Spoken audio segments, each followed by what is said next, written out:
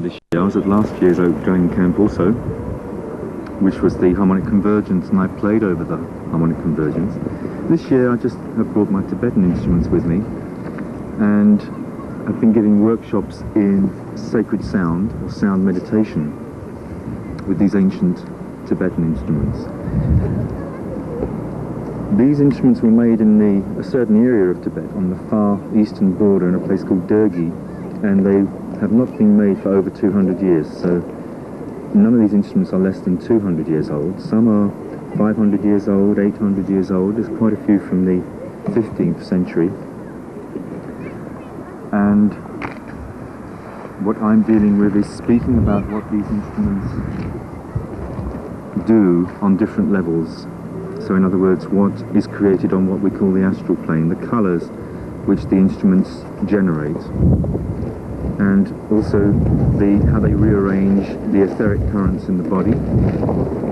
Also their particular thoughts that the instruments are connected with, certain attitudes of mind or states of mind, consciousness. And then beyond that realm, we're in the realm of being, and then we may talk about the specific beings that come through these instruments, or the particular energies that come from various parts of the universe. And what I've done is to play some bowls for people to experience, just the bowl on its own, and then I will give lead a meditation, a guided meditation with the bowls, which reveals something of their nature and assists us to enter into that sacred world of sound. These bowls ring on for a long time, and in fact one has the sensation when they have finished that they are still ringing. So they also lead us to what the Hindus call the anahata sound, or the inaudible sound. Anahata is also the Hindu word for the heart chakra. So this sound, and this inner sound, is also concerned with this mind in the heart, or the voice in the heart, as opposed to the mind that we usually use, our earthly mind.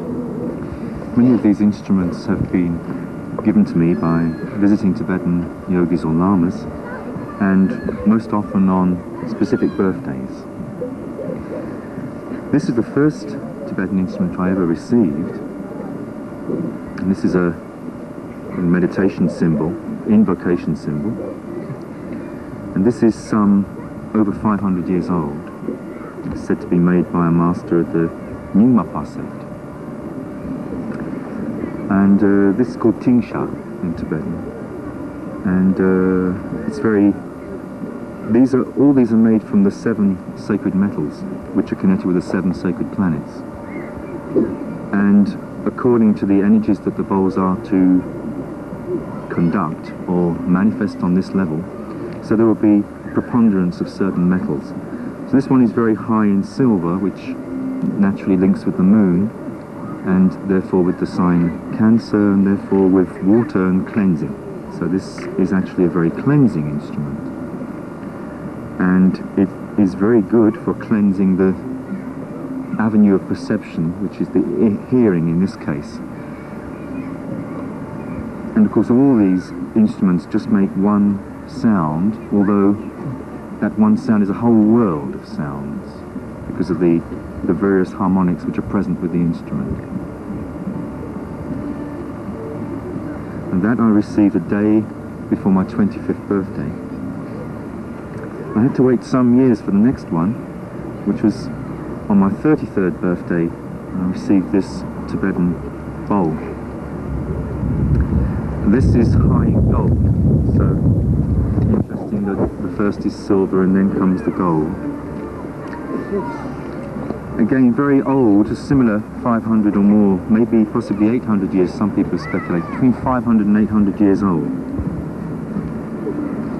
And this is a very wonderful bowl, and these instruments are sacred instruments, and so they are charged with a particular psychospiritual power, and they are tuned in to particular chakras, which are our energy centers, and They are given traditionally to a disciple at a certain stage of his spiritual evolution, where they are to reawaken or to awaken or focus particular qualities in those chakras.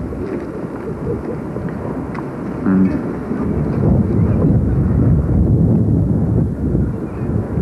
some of them have inscriptions on. You won't.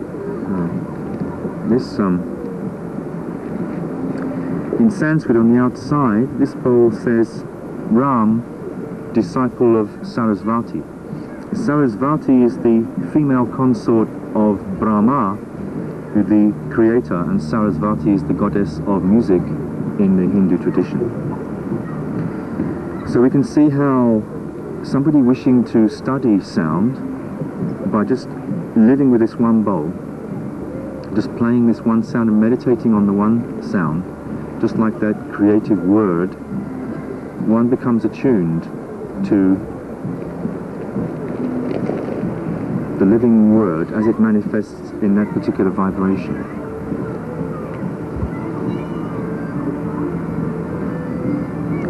Now, these bowls are not used very much in the traditional Tibetan Buddhist tradition.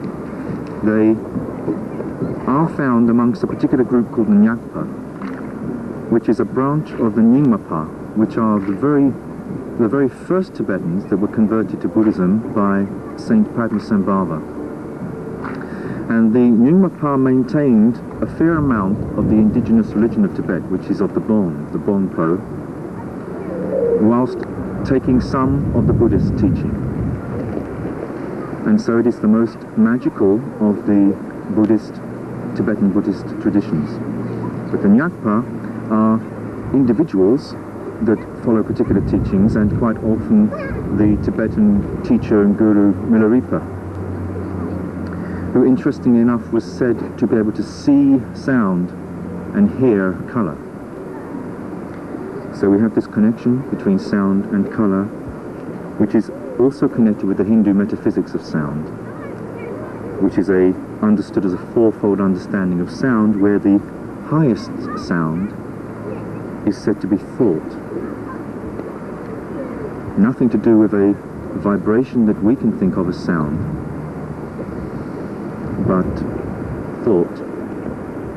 And from thought then comes this light, or this vision, or this picture that comes from the thought, and then the desire to manifest that picture, which stimulates the energies on the etheric plane, the astral, and then very soon after that the sound manifests. And this is the Hindu understanding, fourfold understanding of sound.